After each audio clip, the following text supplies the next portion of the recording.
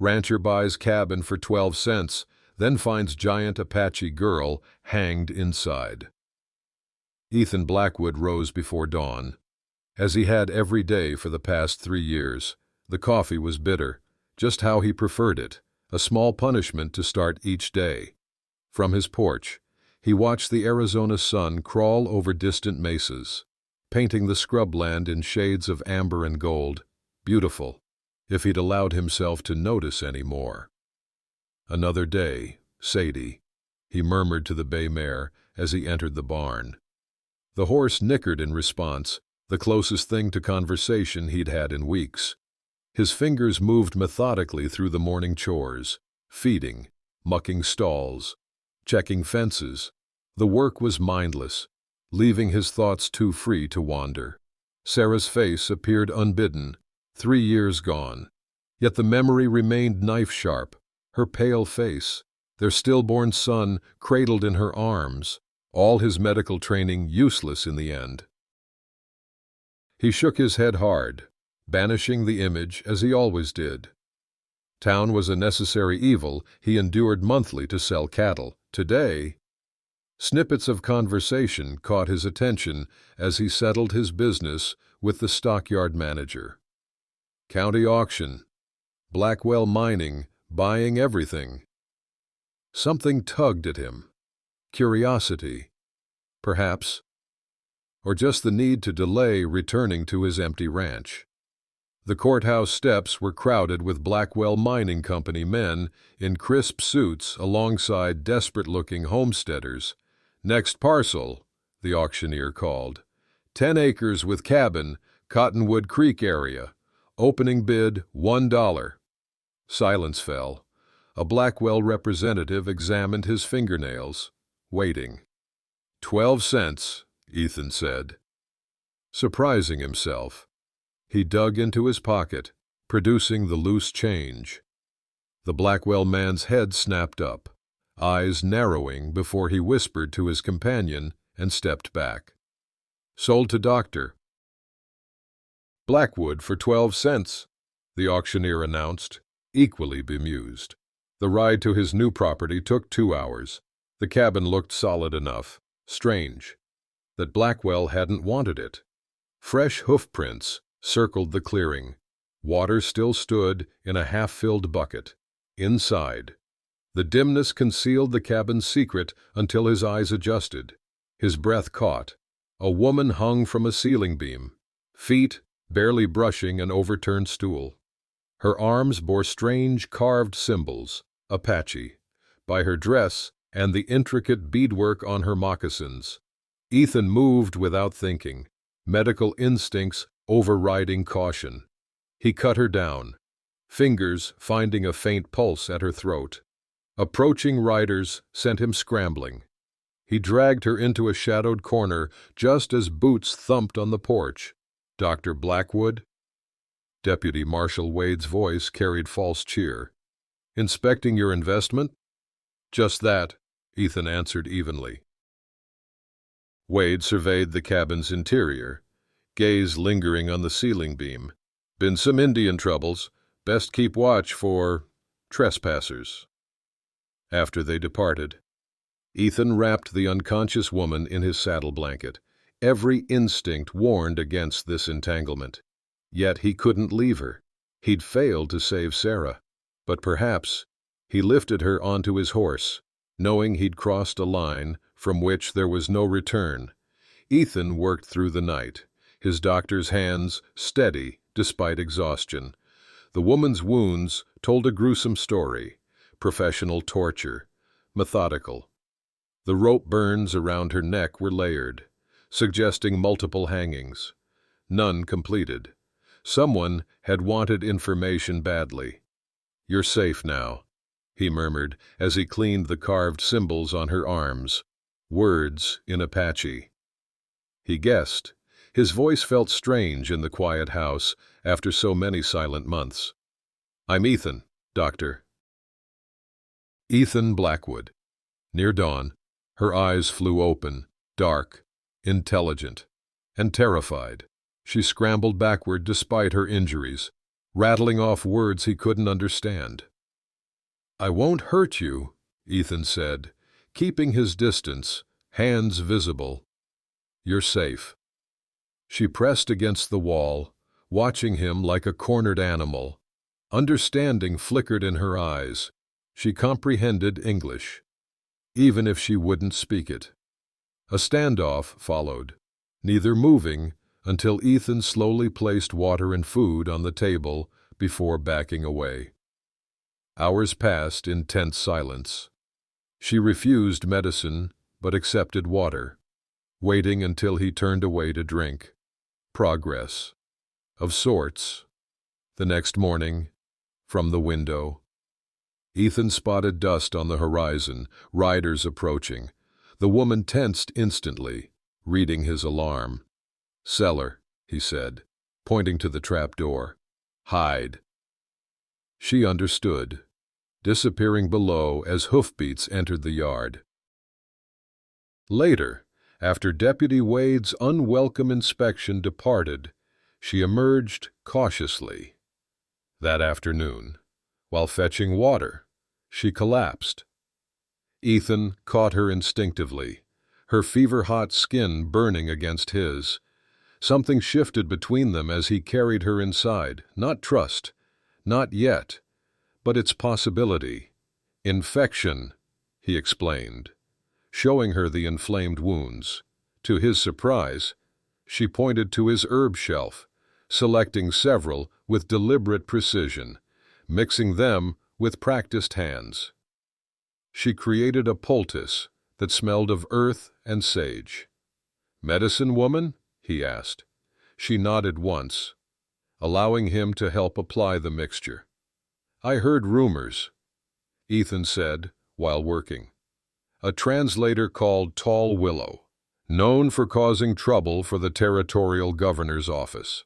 Her eyes sharpened with recognition and fear.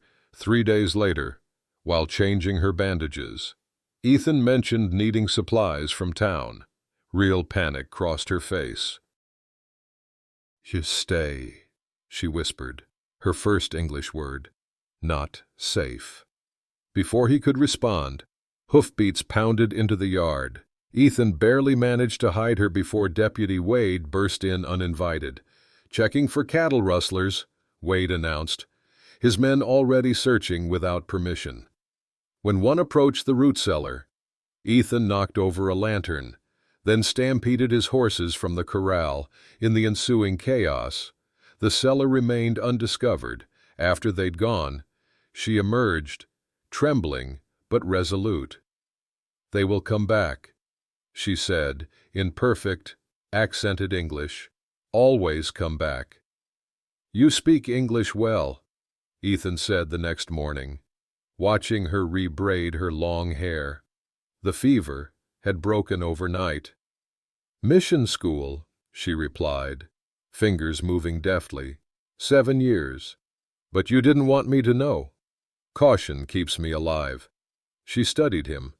"Most white men who help Indians want something." "I'm a doctor," Ethan said simply. As she nodded toward his worn medical bag, "And a soldier once. Your instruments. Army issue." "War's been over 17 years. "Not all wars," she countered. Their tentative conversation ended when Ethan spotted riders on the ridge, watching, not approaching, over the following days. A pattern formed. She remained cautious but began helping around the ranch, when Ethan cut himself mending fences. She applied a paste from plants he couldn't identify, stopping the bleeding instantly. "My mother taught me," she explained, "before the soldiers came." In town for supplies. Whispers followed Ethan. Blackwell Mining's foreman observed him coldly from the saloon door. The shopkeeper's questions seemed oddly pointed. "Heard you bought old Jenkins' place," he said. "Strange business. That cabin." "Nothing strange about an empty cabin," Ethan replied. "Not always empty, some say." Returning home, tension knotting his shoulders, Ethan found his medical supplies reorganized, Western medicine alongside small pouches of herbs. That evening, a rattlesnake threatened his prize bull. Before Ethan could grab his rifle, she moved with astonishing speed, capturing the snake with practiced ease. "In my culture, we don't kill unnecessarily," she explained, releasing it far from the barn. Even dangerous creatures have purpose.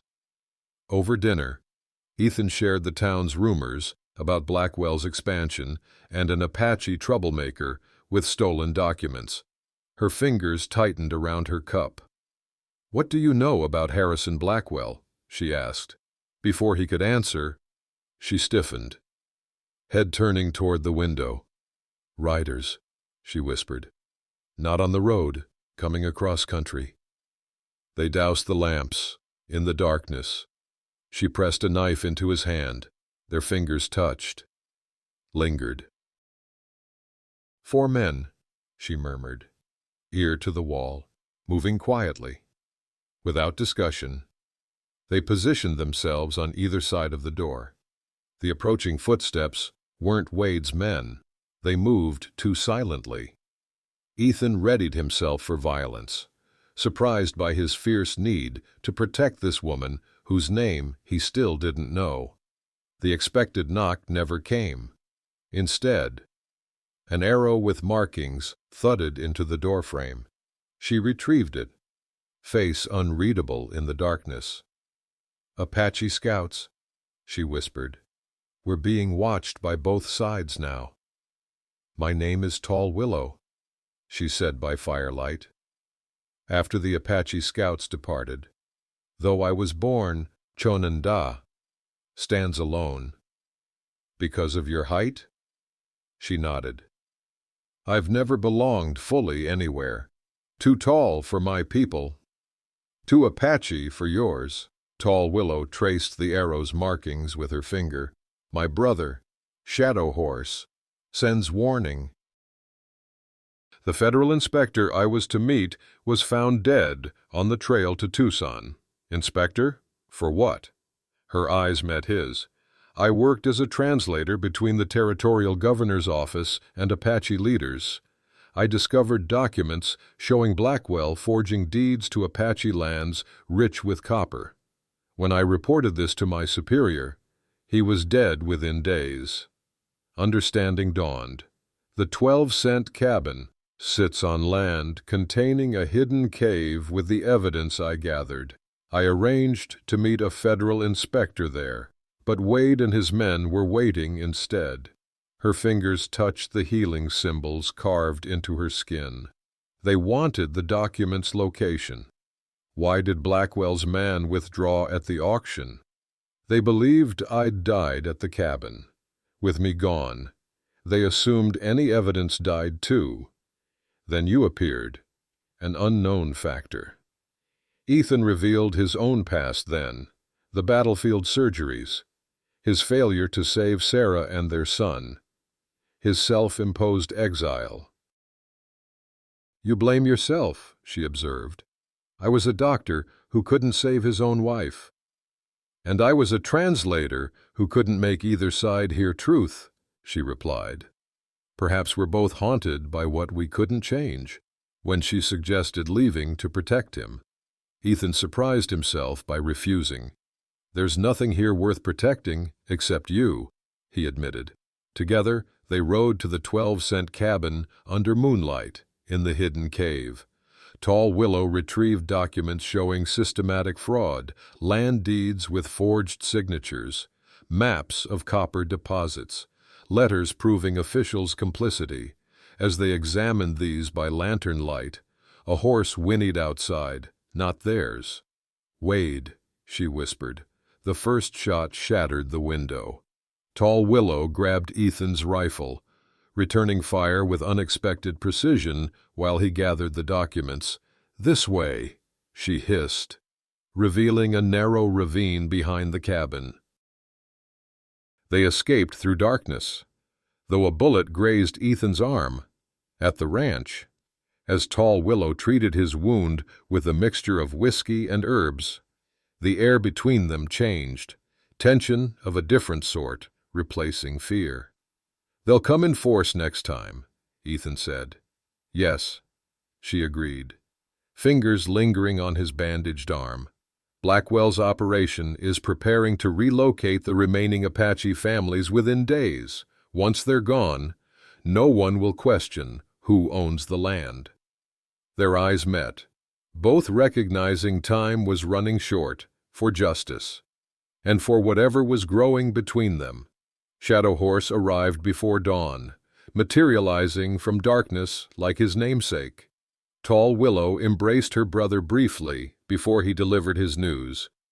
"Blackwell has convinced the territorial governor that Ethan harbors a dangerous fugitive," he explained in careful English.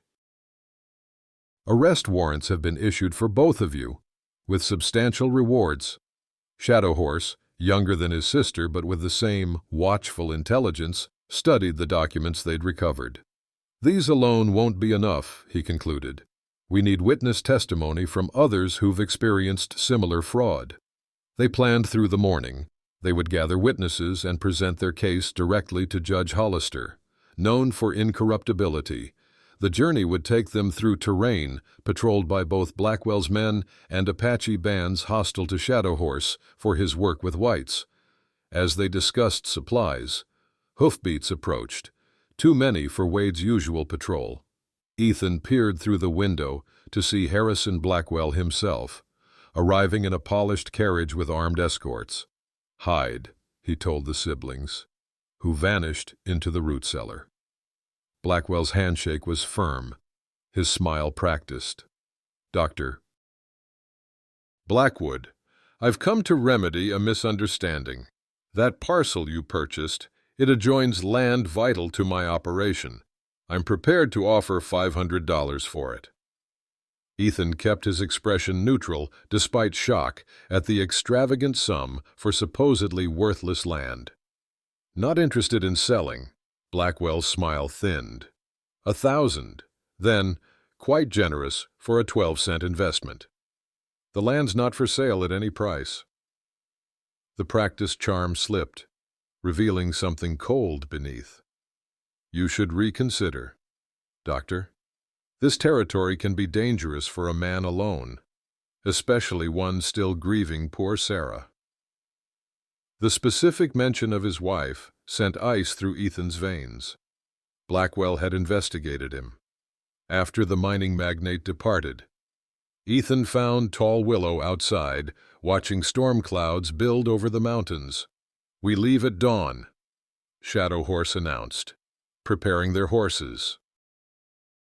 That night, as thunder rolled across the valley, Ethan joined Tall Willow on the porch. Lightning illuminated her face, strong, beautiful, determined. "Ethan," she said softly, "whatever happens tomorrow." He stopped her words with a kiss that seemed inevitable, necessary as breathing. Her response was immediate, years of isolation crumbling between them. "I feared nothing after Sarah died," he confessed against her hair. "Now I fear failing you." "You won't," she whispered. "We face this together." By morning, they'd committed completely to their dangerous mission and to each other, regardless of outcome. As they rode out, Ethan looked back at his ranch, the first home he'd cared about losing since his wife died. Behind them, the horizon burned red with sunrise, promising either blood or new beginnings. Their journey became a gauntlet within hours. Near Cottonwood Creek, they narrowly avoided Wade's posse by hiding in a dry riverbed. 2 miles further, nervous settlers fired warning shots until Shadow Horse's cavalry scout badge convinced them to pass. Blackwell spread rumors about renegade Apaches, Shadow Horse explained as they pushed on through punishing heat. While crossing a ravine, Shadow Horse's horse stumbled, throwing him against the rocks. Ethan's medical skills were tested as he set the fractured collarbone, Tall Willow assisting with practiced hands.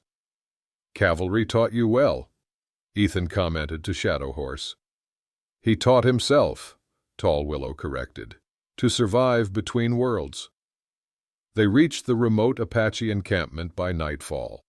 Elders received Shadow Horse coolly, regarding Ethan with open suspicion. Tall Willow addressed them in Apache, her voice rising with passion. Though Ethan couldn't understand the words, he recognized her strength as several families eventually agreed to testify, riding toward the territorial capital the next day. Their expanded party was ambushed at Porter's Crossing. Gunfire erupted from the rocks above as they forded the shallow river. "Go, we'll draw them off." In the chaos, Tall Willow disappeared with her brother while Ethan led the Apache witnesses toward safety. His heart constricted at their separation, but the mission drove him forward.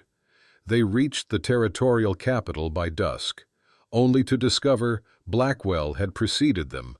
Judge Hollister, though willing to hear their case, appeared skeptical of accusations against such a prominent businessman. When Ethan presented the documents, Blackwell dismissed them as forgeries by Apache sympathizers and produced witnesses claiming Ethan had become mentally unstable after his wife's death. The territorial courtroom grew tense as the judge's expression shifted toward Blackwell's persuasive arguments. The Apache witnesses, intimidated by the formal proceedings, fell silent. Just as hope faded, the courtroom doors burst open. Tall Willow entered with Shadow Horse and a reluctant-looking man Ethan recognized as the governor's secretary, under Shadow Horse's watchful eye. The secretary confirmed the document's authenticity. Blackwell's face contorted with rage. He signaled to Wade, positioned near the door. Gunfire exploded in the courtroom. The secretary crumpled, shot by Wade. Shadow Horse fired back, wounding the deputy. Blackwell lunged for the evidence table as people screamed and scattered. Ethan tackled him, documents scattering across the floor. Tall Willow moved with astonishing speed to secure them as territorial marshals restored order at gunpoint. In the aftermath, Judge Hollister surveyed the chaos with steely resolve. "Mr. Blackwell," he pronounced, "you are hereby detained pending investigation for fraud, conspiracy, and attempted murder." Wade, bleeding from Shadow Horse's bullet, offered immediate cooperation. Blackwell ordered everything. He gasped. The forgeries, the hangings, all of it. As Blackwell was led away in shackles, Ethan found Tall Willow's hand in the chaos. They'd won this battle. But an uncertain future still awaited them in a world that had no place for their union. The 12-cent cabin stood transformed 3 months later. Its walls now extended to include a small clinic where Ethan treated patients regardless of origin. The porch wrapped around 2 sides, offering views of distant mountains and the small Apache settlement taking shape near the creek. Inside, Ethan organized supplies while Tall Willow prepared medicines, their movements a practiced dance of partnership. The territorial judge's investigation had uncovered widespread corruption. With Blackwell awaiting trial in Tucson, Wade's testimony had implicated officials across 3 counties. "Mrs. Turner's bringing her boy tomorrow," Ethan said. "His fever's improved with your willow bark mixture." Tall Willow nodded, pleased. The settlers are learning to trust our medicine. Not all barriers had fallen. In town, whispers still followed them, and some families refused Ethan's help despite the influenza outbreak he'd helped contain. Among the Apache, opinions remained divided about Tall Willow's choice, though many appreciated her actions that had saved tribal lands. Judge Hollister's unexpected offer had complicated matters, appointing Tall Willow as an official translator to prevent future exploitation. The role would mean regular travel, testing their newly formed bond. "Shadow Horse says more families are coming next month," she mentioned, referring to her brother, who now served as liaison between the settlement and cavalry outpost. They'd discovered small copper deposits on their land, not as substantial as Blackwell's primary targets, but valuable nonetheless. They could sell and leave the territory with enough money to start fresh elsewhere, away from prejudice. Instead, they chose to build something new on contested ground. Standing on their expanded porch that evening, they watched an approaching wagon, the widow Chen, whose son Ethan had saved during the influenza outbreak, brought food and grateful smiles. Behind her came two bears, an Apache elder seeking Tall Willow's translation for a dispute with cattle ranchers. 12 cents, Ethan mused, watching the unlikely gathering. Best investment I ever made. Tall Willow's hand found his. Some values can't be measured in money. As twilight settled over the land that had nearly cost their lives, children from both communities played together while adults remained cautiously separate. Progress would take generations. But it had begun here, with them. "I once believed protection meant isolation," Ethan said. "I was wrong. And I believed surviving meant never trusting," Tall Willow replied. "We were both wrong." Their hands remained joined as the first evening star appeared, a light in darkness, small but persistent, like the hope they'd kindled between two worlds. "Come inside," she said. "Tomorrow brings new patience, new challenges. And us," he added, "together." The word hung between them, no longer a question, but a certainty as solid as the home they'd built from 12 cents and courage.